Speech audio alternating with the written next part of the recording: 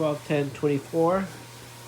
We have a DeWalt, and the model number is DCS566.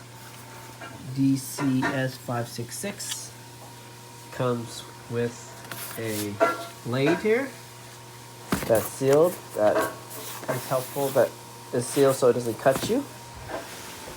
Comes with this adapter. So I guess when you cut, you can put this on so it can go to a vacuum. Don't quite know how you put it on, but I assume it's gonna have to come in like that.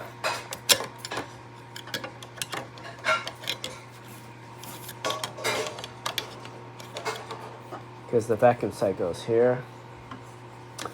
And the significance of this new saw, it's 20 volts brushless. Doesn't seem to say the XR in it, so it must be the regular version. And you can see it power up. You have to do some kind of safety down. And this is significant because it's my first handheld saw. It's kind of like a skill saw. And there's so many times I need this, but don't have it, so now I finally have it. So excited.